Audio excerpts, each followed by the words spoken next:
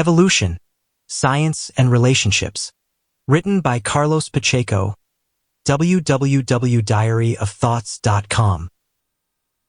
The War of the Worlds was the title of a novel written by H.G. Wells that I never forgot. Not because it concerned a science fiction context, but mostly because I always related it to another subject, namely the human one regarding relationships. In reality, we humans are always at war with each other because our personal worlds are completely different. It's a fact that each one of us is a different world that interacts with other millions of different worlds, being our world, our reality, and for others a virtual one. These various worlds or dimensions originate the reason why we are constantly living others' virtual worlds or realities. Different worlds with a different imagination, with different expressions of creation. The world of a child is an entirely different reality of the world of an adult. When we reach adulthood, everything looks different from their dimensions to its significance. The same environment of today seems so big when we were little, and the significance of a small piece of wood was even more important since we used to make a toy from it and play hours in a row. Within ourselves, there are different worlds with different types of expression in time. We all have our individual time that is related to the interpretation of our existence. Different worlds are nothing but the mirror of an infinitive chain of creation, manifested by millions of souls according to their reality, their time, the expression of life herself and her creation through multiple manifestations expressed by human beings through the intelligence that was given to them by Mother Creation. Living in society is not easy. We can say that society is a school, and we all make part of it. Like in any other school, there are obligations. In our daily lives, we have the obligation to listen, and after that we have the duty to teach and share the knowledge that we obtained from others. The act to learn and teach is extensive to a daily relationship imposed by society. Without knowing, we all are learning and teaching each other at the same time.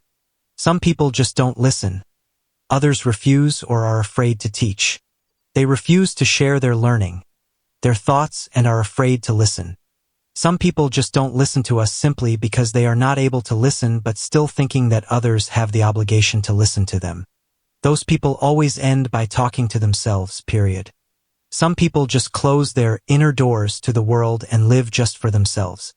Their notions or needs about sharing their existence with others just don't exist, or if it's there, it's continually oppressed. This lack of the notion of sharing can also be called selfishness. There are various degrees of selfishness. Some people don't know they are selfish. At the limit, there is a certain level of selfishness in each one of us. However, that selfishness has to be examined and controlled. Some talented people don't share their gift with others, namely their capacities and potentials.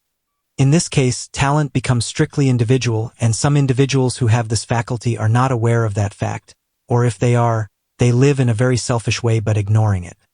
When some people say, "everyone for themselves," they are lying because somehow they are always searching for answers and solutions coming from others, and finally, feel alone when there is nobody around to bring them the eventual answers that they need to have in their lives. Let me clarify that the phrase I used, "everyone for themselves," is very subjective, as it can originate a distance between other people and us, or only create the right notion of thinking about yourself. Both of those notions have to be measured in a reasonable way.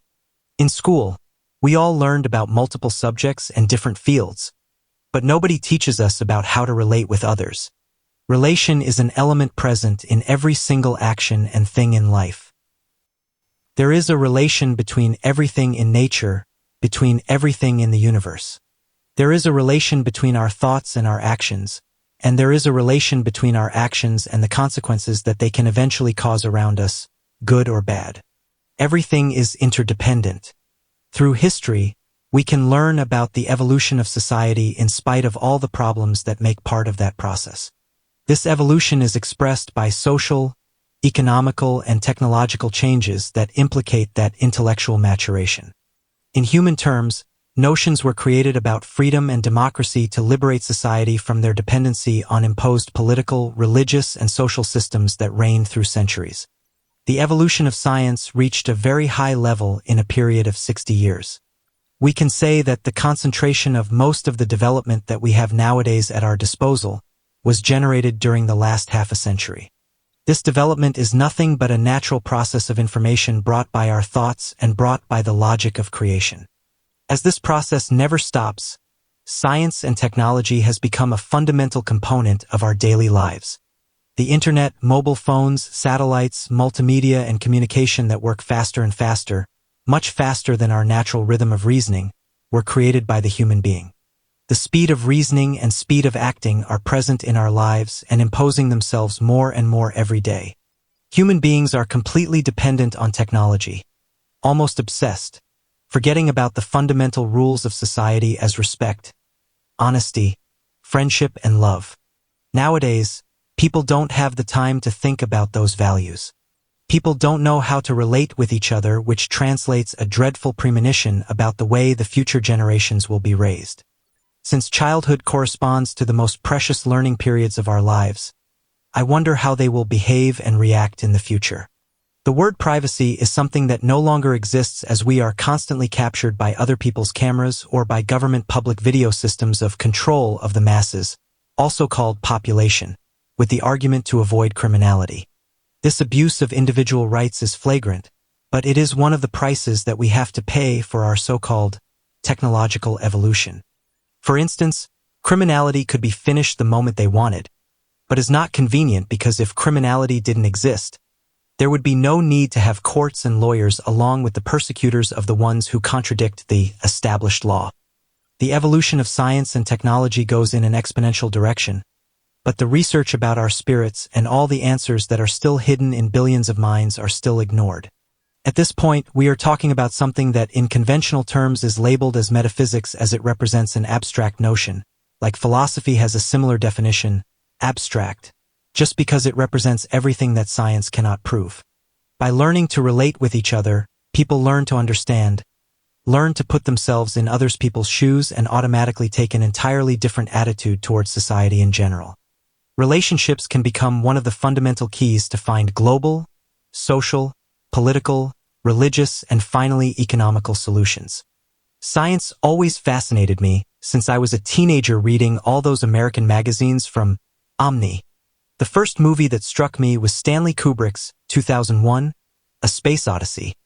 That will stay in the history of cinemas as an anticipation, along with the description of the origins of the human beings, a vision about the future.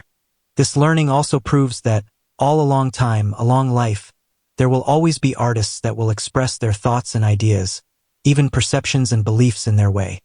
However, they'll never go far away from a reality that will always be present around us, and each one of us felt in a unique way.